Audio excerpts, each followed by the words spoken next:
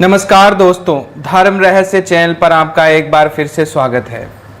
जैसे कि हमारी कहानी चली रही है कि किस प्रकार से जिन ने एक लड़की के ऊपर अपना प्रभाव दिखा दिया जिसकी शादी होने वाली थी, और उस कहानी को उसके अंतिम और तीसरे भाग के रूप में आज शब्बीर अहमद जी ने एक बार फिर से भेजा है और उन्होंने जल्दी जल्दी भेज करके इस प्रक्रिया को पूरा किया। इसके लिए वो तारीफ़ के काबिल हैं।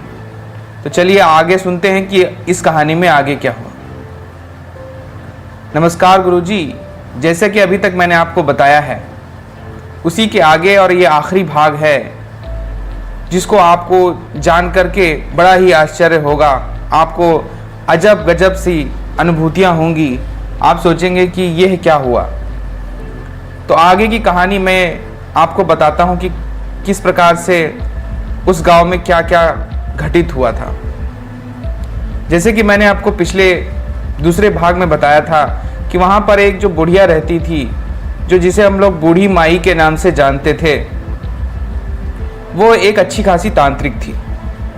उसके कहने पर ही और उसकी रजामंदी के चलते वो लड़का जो शादी छोड़कर भागने को तैयार था, एक बार फिर से तैयार हो गया। उसकी बात में काफ़ी ज़्यादा अब शांत था, क्योंकि वो ये क्या सोचता था कि जो भी मुझे बताया जा रहा है वो सही है। इंसानों का जिन्नों से क्या लेना देना, और अगर वो लड़की धोखा दे रही होती तो इंसान के रूप में अगर इंसान के साथ में देखकर धोखा देती तो बुरी बात होती। लेकिन यहाँ पर तो जिन का सारा खेल है, तो उनके आगे बेचारे इंसानों की क्या औकात है। इसलिए वो तैयार हो गया था। इधर वो बूढ़ी माई, मौलवी जी और हनुमान जी के उपासक तीनों लोग एक साथ इकट्ठा हुए और तीनों लोगों ने अपने आपस में गुफ्तगू की। इस गुफ्तगू में उन्हें आपस में ये बात तय की कि चलिए इसे रोकने के लिए कोई ना कोई प्रयोग किया जाए। तो सबसे पहले वो बूढ़ी माई ने अपनी एक कुंडी शक्ति होती है उसको भेजा था। अब मुझे ये नहीं पता, ये आप जानते होंगे कि कुंडी शक्ति किसे कहा जाता है। और वो कुंडी शक्ति मिट्टी की बनी होती है। मिट्टी की एक प्रतिमा बनाई जाती है और उस प्रतिमा के अंदर तंत्र मंत्र से शक्ति डाली जाती है। ये शक्ति उन बदरूहों के लिए अच्छी मानी जाती है जिनको आदमी रोक नहीं सकता। वो जाकर के उनको रोकती है, उनके साथ लड़ाई करती है। तो उसको जो है यहाँ से भेज दिया गया, और कहते हैं कि उसके बाद उस जंगल में जहाँ पर वो तालाब बना हुआ था काफ़ी बड़ा सा, उस जगह पर भयंकर लड़ाई हुई जो दिखाई नहीं दे रही थी, लेकिन पेड़ पत्ते और चीज़ें बहुत ही तेज़ी से हिल रही थी। बहुत देर तक लड़ाई हुई, लेकिन आखिरकार मिट्टी की जो बनाई हुई मूर्त थी वो टूट के बिखर गई। यहाँ पर मिट्टी की मूर्त बिखरने पर लोगों को सब पता लग गया। लोगों को विश्वास हो गया कि जिन की जीत हुई है और बूढ़ी माई की शक्ति हार गई है। उन्हें समझ में नहीं आ रहा था कि किस प्रकार से इस जिन को रोका जाए। उन्होंने और शक्तियों का प्रयोग किया, लेकिन सभी जिन के आगे हारते हुए नजर आए। जिन ताकतवर होता चला जा रहा था। कुछ देर बाद बूढ़ी माई ने कहा वो अकेला नहीं हो रहा है, इस वक्त उसके कई दोस्त भी उसके साथ आ गए हैं। इसलिए अब इस लड़ाई को हमको तीनों को एक साथ लड़ना होगा। ये लड़ाई कोई साधारण लड़ाई नहीं रह गई है, क्योंकि जिन्नों के काफ़ी काफिले यहाँ आ चुके हैं और सब उसका साथ दे रहे हैं। इस बात को सोचते हुए सब ने ये बात लगाई कि सबकी सम्मिलित शक्ति का प्रयोग करना पड़ेगा। और इसके लिए उन्होंने सबसे पहले हनुमान जी की प्रार्थना करके, उनके पास जिनका हनुमान जी सिद्धि थी उसके आधार पर उन्होंने बेताल को बुलाया। ये बात कम ही लोग जानते होंगे कि बेताल की सिद्धि भी हनुमान सिद्धि से हो जाती है। अगर किसी को हनुमान की सिद्धि हो तो वो बेताल शक्ति को आवाहन कर सकता है और बेताल शक्ति उसके साथ उसका कार्य करने के लिए आ जाती है।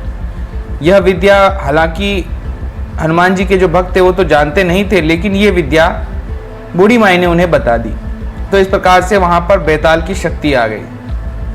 इधर मौलवी जी ने अपने अमल की शक्ति से एक नेक जिन को बुला लिया जो उनके साथ तरफ से लड़ाई करने के लिए तैयार था। साथ ही साथ बूढ़ी माई ने एक बढ़ौती शक्ति शमशान की बूढ़ी आत्मा होती है, ये बहुत ही खतरनाक होती है और लड़ाई करते वक्त किसी भी प्रकार की कोई दया नहीं दिखाती है।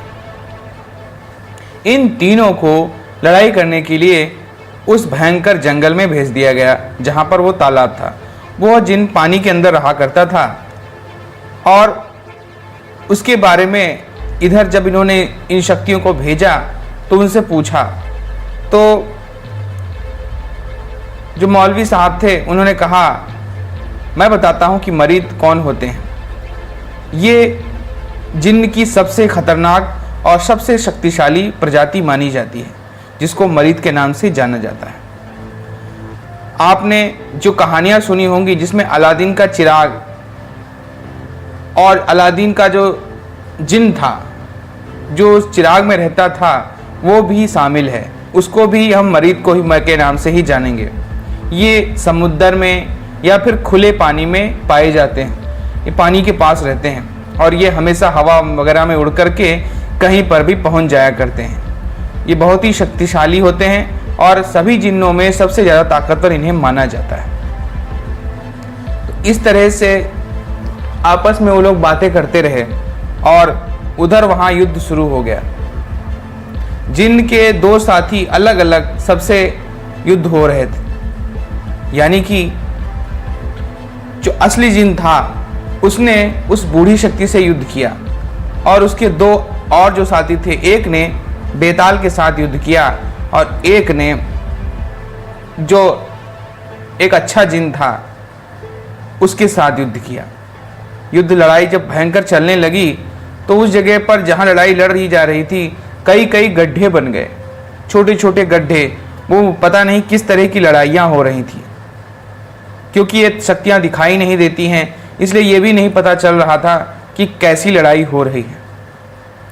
कुछ देर बाद जंगल से शेर, भेड़िए, सियार और जंगली सुअर ये सब वहाँ से भागते हुए नजर आए। आप इसी बात से अनुमान लगा लीजिए कि उनके सबके बीच में कितनी खतरनाक लड़ाई लड़ी जा रही होगी। सभी शक्तियाँ एक दूसरे के साथ भयंकर से भयंकर प्रयोग कर रही होंगी, लेकिन इंसानों को कहाँ ये बातें समझ में आने वाली हैं। किस तरह की उनकी आपसी लड़ाई हो रही होगी, कैसी कैसी ताकतें और शक्तियाँ एक दूसरे पर वो चला रहे होंगे, ये कुछ समझ में नहीं आ रहा। तभी एक जोरदार भयंकर चीख हुई और बुढ़िया शक्ति जो थी वो वहां से भागते हुए बूढ़ी माई के पास आई और उनके पास से होते हुए सीधे शमशान में भाग गई। बूढ़ी माई समझ गई कि जिन ने इसको भी हरा दिया है। उधर अब नेक जिन को उस दूसरे जो है बुरे जिन ने पकड़ लिया था और उसे वो बराबर पटके जा रहा था। इसी समय उसका साथ देने के लिए यह मरीद फिर से पहुंच गया और दोनों ने मिलकर उस नेक जिन को पकड़ लिया। उसको इस तरह से बांध दिया और धक्का दिया कि वो सीधे जाकर के मौलवी जी के पास जाकर गिरा और इस प्रकार से मौलवी जी का जिन्न भी हार गया। अब बेताल उन तीनों से लड़ाई लड़ रहा था। तीनों से लड़ने की वजह से अब बेताल का जीतना भी संभव नहीं हो पा रहा था। तीनों ने पता नहीं कौन सी शक्ति का प्रयोग किया और जिससे बेताल के पैर बंध गए और फिर बेताल को वहां से गायब हो जाना पड़ा। इस तरह से तीनों शक्तियां जो वहां पर गई थी उन्हें हारना पड़ा और तीनों की हार हो गई। इस पर बूढ़ी माई और बाकी सब लोगों ने सोचा कि अब कुछ भी नहीं संभव है, अब और केवल माँ काली की शक्ति के आगे ही ये हार सकता है, अन्यथा और कोई शक्ति से रोक नहीं पाएगी। तो शमशान में जाकर के उन लोगों ने महानतम भयंकर से भयंकर प्रयोगों के लिए भद्रकाली माता की उपासना शुरू कर दी। इधर सारा सामान की व्यवस्था मौलवी जी कर रहे थे और उधर बुढ़ी माई और साथ ही साथ हनुमान जी के भक्त उन लोगों ने मिलकर के माता भद्रकाली की उपासना की। इस प्रकार से एक बड़ा सा गोल घेरा बनाया गया जो गांव के चारों तरफ लगा दिया गया। केवल आने जाने के मार्ग को खुला रखा गया और वहां पर 2-3 शक्तियां गोपनीय बैठा दी गई। इस प्रकार से उसका प्रकोप रुक गया, लड़की भी शांत हो गई। इस प्रकार 4 दिन बीत गए और शादी रुकी रही। लेकिन जब 4 दिन तक कुछ भी गड़बड़ नहीं हुआ तो सभी लोगों के मन में एक बात का ख्याल आ गया कि हाँ, अब शादी की जा सकती है, अब कोई परेशानी नहीं होगी।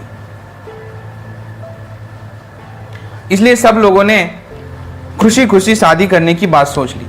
माता काली का गांव पर लगा हुआ कवच काम कर रहा था और इस वजह से कोई भी शक्ति अंदर प्रवेश नहीं कर पा रही थी।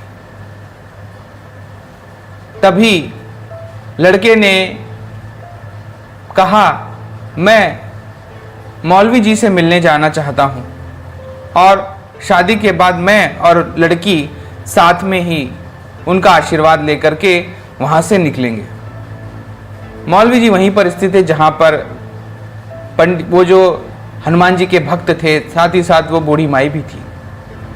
तो इस प्रकार से उस जगह पर तीनों लोग थे। तो तीनों लोगों से अच्छी दुआएं लेने के सोच रखकर वो लड़के ने कहा कि जैसे ही हमारी शादी हो जाएगी हम लोग वहां पर चलेंगे। इस प्रकार धूमधाम से शादी हो गई। शादी के बाद जब ये सब लोग उन तीनों लोगों से मिलने के लिए जाने लगे और पूरा का पूरा शादी की बारात वहां जाने लगी, तभी लड़के को पेशाब लगी और उसने कहा, मैं अभी पेशाब करके आता हूँ। पेड़ के पीछे जाकर के वो पेशाब करने लगा। उसके बाद पेशाब करके जब वो वापस आया और एक बार फिर सब लोग मिलकर के बारात के माध्यम से उस जगह पर गए, क्योंकि शादी हो चुकी थी। और फिर उन्होंने आपस में आशीर्वाद लिया और लड़के ने तीनों लोगों को मुस्कुराते हुए कहा, आपकी दुआओं का असर है जो मेरी शादी हो गई, वरना मैं तो शादी कर ही नहीं पाता। तो तीनों ने मुस्कुराते हुए कहा, ठीक है, तुम लोग जाओ और खुशी खुशी अपनी जिंदगी व्यतीत करो। उसके बाद फिर वो लोग वहां से चले गए। कुछ देर बाद वहां एक अजीब सी बात घटित हुई। लोगों ने कहा, ये चीजें कैसी होती हैं, इनका क्या क्या होता है, सब कहने के बातें हैं। और धीरे धीरे करके सभी लोग अपनी खुशी खुशी इन लोगों के पास आए। साथ ही साथ इनसे कहा कि माता काली का बना हुआ जो भी कवच है उसे हटा लेना चाहिए। कारण ये है कि उसकी वजह से और तरह की शक्तियां भी, और जिन्हें देव शक्तियां कहते हैं, अच्छे जिन कहते हैं, और बाकी पवित्र शक्तियां भी इस गांव में प्रवेश नहीं कर पा रही हैं, इसलिए उस प्रक्रिया को हटा लेना चाहिए। तो उन्होंने वहां से वो पूरा जो चक्र था उसको हटा दिया और सब लोग अपने खुशी खुशी रहने लगे। तभी ईद का समय आ गया। ईद पर मिलने के लिए उस गांव से वो लोग, रिश्तेदार लोग यहाँ से नहीं आए। तो यहाँ के कुछ लोगों ने सोचा कि उस गांव में, क्योंकि रिश्तेदारी है और काफ़ी दूर पड़ते थे गांव, काफ़ी ज़्यादा किलोमीटर होते थे, 100-150 किलोमीटर दूरी होती थी। तो यहाँ के लोगों ने सोचा कि ईदी की बधाई देने के लिए वहाँ जाना चाहिए। जब वो वहाँ पहुँचे तो जो उन्होंने सुना और पाया, उनके कान खड़े कर दिया। केवल 1 महीने बाद ही ईदी थी शादी के, इसलिए कोई वहाँ गया ही नहीं था और ना तो उनकी कोई खोज खबर थी। तो जब गांव में लड़की के रिश्तेदार पहुँचे तो उनको उनके सुनने की वजह से ऐसी बातें पता लगी जो आपके लोगों के भी होश फाख्ता कर देंगी। आप लोग यकीन नहीं करोगे कि जब गांव में वहाँ पहुँचे तो उनसे पूछा गया तो वो लड़का और उनके सारे परिवार के लोग, उन्होंने कहा कि हम लोग तो लड़ाई के बाद में तुरंत ही वापस चले आए थे, आपके यहाँ से शादी हुई ही कहाँ है। ये बात सुनकर सबके पैरों के जरे तले से जमीन खिसक गई। लोगों को यकीन नहीं आया ये क्या कह रहे हैं, हमारी लड़की यहाँ ब्याही गई है और आप लोग कह रहे हैं कि आप लोग लड़ाई करके वापस आ गए थे, तो फिर शादी हुई किसके साथ थी। ये बात वापस में आकर के दोबारा गांव में आई तो गांव में आग की तरह फैल गई कि वो लोग तो शादी करके गए ही नहीं है, तो लड़की का क्या हुआ, लड़की कहाँ है फिर। ये सारी बातें गांव में फैल गईं और सभी लोग मिलकर के एक बार फिर से मौलवी जी के पास पहुंचे। मौलवी जी फिर से अचरज में पड़ गए, 1 महीने पहले हुई ये शादी, ये क्या हो गया है। फिर वो हनुमान जी के भक्त को लेकर के उस बूढ़ी माई के पास गए। बूढ़ी माई ने रात भर पूजा की और सवेरे जो बात बताई सबके होश फाख्ता हो गए। उन्होंने कहा जिन ने और जिन की कई सारे दोस्तों ने मिलकर के इन सबको वहां से भगा दिया था और उस लड़की के साथ उस लड़के का रूप लेकर के शादी कर ली और पूरी जिन्न की फौज उस लड़की को लेकर के बाहर निकल गए। क्योंकि ये सारा कार्य घेरे के बाहर हुआ था, इसलिए उनके ऊपर कोई ऐसा असर किया ही नहीं। जिस वक्त पेशाब करने के लिए वो व्यक्ति उतरा था, उसी समय उन्हें मार कर करके उन सभी लोगों को भगा दिया गया और लड़की को सम्मोहन में डाल दिया गया था, इसलिए वो भी कुछ नहीं समझ पाई और वो जिन उस लड़की को अपनी दुनिया में हमेशा हमेशा के लिए ले गया। आज तक लोगों को पता नहीं है कि वो लड़की कहाँ गायब हो गई थी और ये भी सुनने में आता है कि उनके बाद में कभी कभार वो जिन उस जगह पर आता था और उन्हीं कब्रों के पास घूमा करता था, जिसके साथ में उसकी बीवी यानी कि वो लड़की भी हुआ करती थी, जिसको वो अपने साथ ले गया था। तो इस तरह से ये कहानी यहाँ पर समाप्त हो गई है गुरुजी। और आप लोगों को आश्चर्य हुआ होगा कि किस तरह से एक जिन अपनी जिद पर उतारू हो जाए तो उसे फिर रोकना संभव नहीं होता है और अंततोगत्वा वो शक्ति हमेशा हमेशा के लिए उस लड़की को अपने साथ लेके चली गई थी। तो ये थी कहानी। अगर आपको पसंद आई हो तो निश्चित रूप से आप ऐसी पुरानी घटनाओं को जो जिसके जहाँ जहाँ भी घटित हुई हैं उन सबको बताते रहिए। साथ ही साथ इनकी जो इन्होंने भेजी है कहानी, इनकी सारी बातें मैंने बता दी हैं आपको। तो ये ऐसी घटनाएं अगर किसी के साथ घटित हुई हों तो ज़रूर हमको भेजिए और इससे लोगों का मनोरंजन तो होता ही है, पुरानी बातों को जानने का भी अलग ही आनंद आता है। तो इस प्रकार से ये कहानी इनकी समाप्त हो गई है और काफ़ी अच्छी मुझे भी लगी। आप लोगों को ये कैसी लगी नीचे कमेंट बॉक्स में ज़रूर बताइएगा। तो अगर आपको ये कहानी अच्छी लगी हो तो लाइक करें, शेयर करें, सब्सक्राइब करें। आपका दिन मंगलमय हो। धन्यवाद।